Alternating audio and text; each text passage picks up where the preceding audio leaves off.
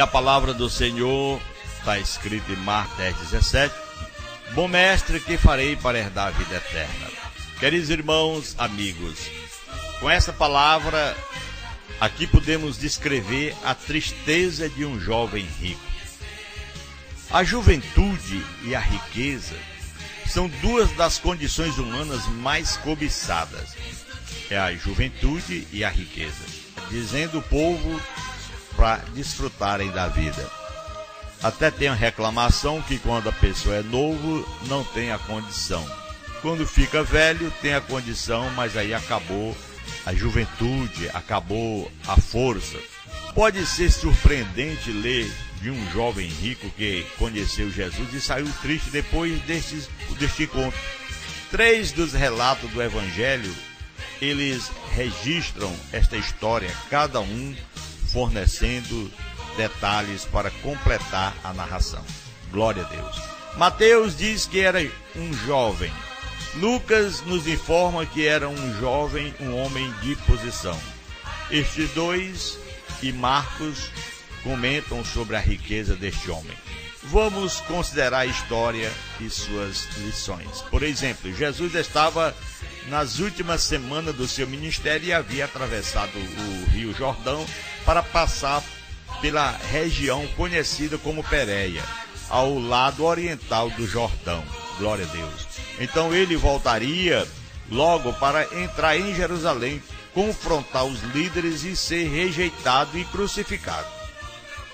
E o jovem aproximou-se de Jesus e fez a pergunta mais importante que qualquer um poderia fazer. Qual a pergunta? Bom mestre, que farei para herdar a vida eterna? Marcos 10:17. Antes de responder a pergunta, Jesus frisou o significado das palavras escolhidas pelo homem. Se só Deus é bom, o jovem, ele implicitamente reconheceu a divindade e, por isso, a autoridade de Jesus. Quando Jesus, poucos minutos depois, fez dele uma grande exigência. O homem precisava entender essa instrução, veio do próprio Deus. Ele tinha que entender. Jesus começou com as coisas, aleluia, que ele tinha. É o que nos mostra, que Jesus começou com as coisas que este rico entendeu. Citando alguns dos 10 mandamentos, dados por Deus aos israelitas 1400 anos antes. Então Jesus perguntou, tu conheces os mandamentos? Ele disse, todos desde a minha infância. Então este líder conhecia e guardava esses mandamentos. Esta obediência aos mandamentos do Senhor e a busca da vida eterna mostraram uma atitude muito boa. E Jesus olhou para este jovem e o amou. Segundo Marcos 10:21 diz que Jesus amou.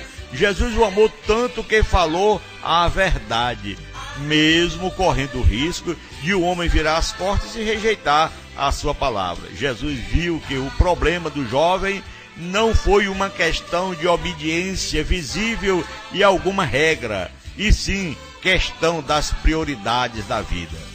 É o que muitos também às vezes ficam conversando, mas e as prioridades da vida que são outras. Jesus falou para ele vender todos os seus bens e dar aos pobres o dinheiro.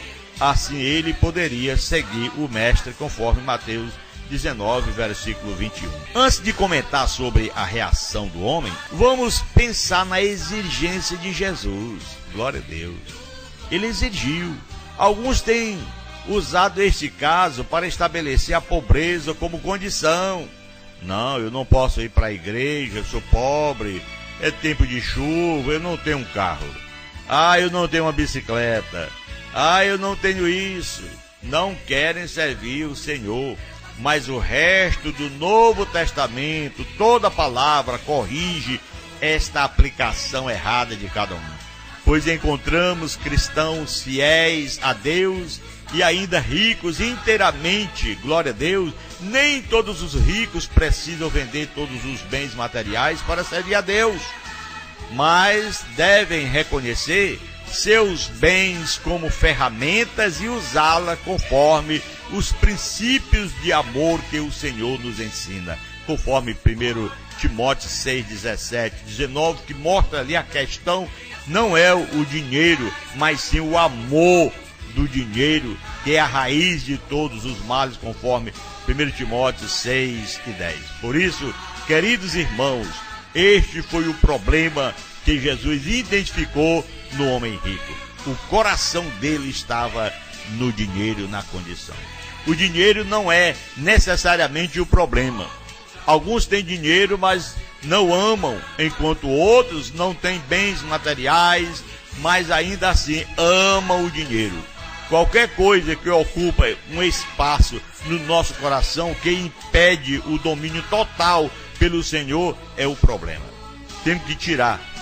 Pode ser dinheiro, sexo, bebida, drogas, jogo de azar, quem sabe alguma outra coisa, ou muitas outras coisas. Existem tantas coisas, tanta vontade no coração do homem.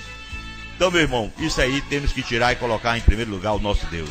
Pode ser a família também. Jesus disse, aquele que não deixar amor de pai, de mãe, de família, por amor a mim não é digno de mim.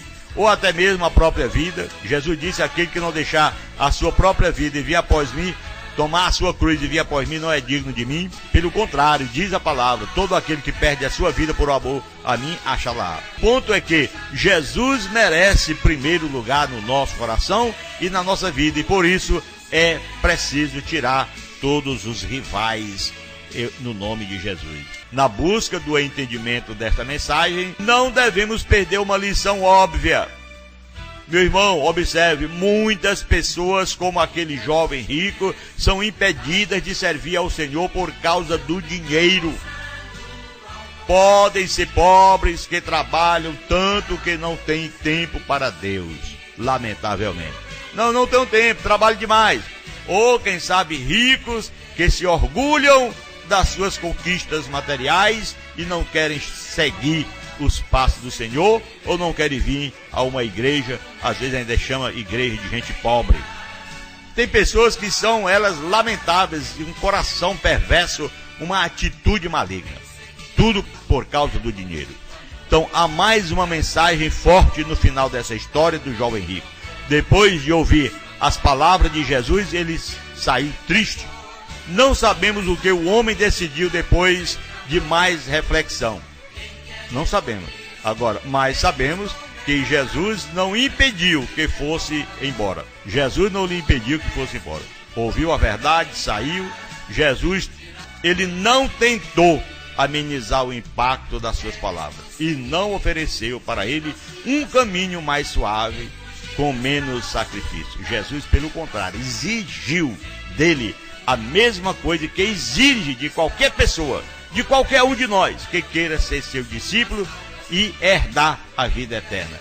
Ele quer quanto? 100% de quem somos e nada menos. Deixar tudo, tem que deixar tudo. 100% da sua vida entregue nas mãos do Senhor, para que você possa ter herança no céu, para que você possa herdar a vida eterna. Essa é a mensagem salvífica, é a mensagem que o Senhor manda pregar. Aquele homem saiu triste porque o seu coração estava nos bens materiais. Quem sabe você fica triste de ouvir que também tem que deixar o seu ego, a sua natureza de viver, a sua reza, a sua vela, que gosta de acender vela, de ficar lá adorando imagens de escultura. Quem sabe outro tem que deixar a cachaça, o cigarro, a prostituição, deixar tudo para seguir os passos do Senhor. Por isso que muitos não são evangélicos, não são crentes, não seguem o Senhor e se tornam discípulos do Senhor. Por isso, porque não querem deixar os seus malefícios, as suas obras malignas. E assim, meus irmãos, é o prazer da carne. E a palavra de Deus diz que aqueles que se inclinam para a carne, eles alcançarão a morte. Porém, aqueles que se inclinam para o Espírito alcançarão vida e paz. Você quer vida e paz? Incline-se para a palavra de Deus. Receba esta mensagem. Aceite o Senhor e viva em o nome do Senhor, para a glória de nosso Pai Celestial. Senhor, obrigado pelo nosso nome escrito no teu livro, obrigado pelas bênçãos que o Senhor tem nos dado, e continue conosco, Pai, te peço e agradeço, em o nome de Jesus, que vive e reina eternamente. Amém.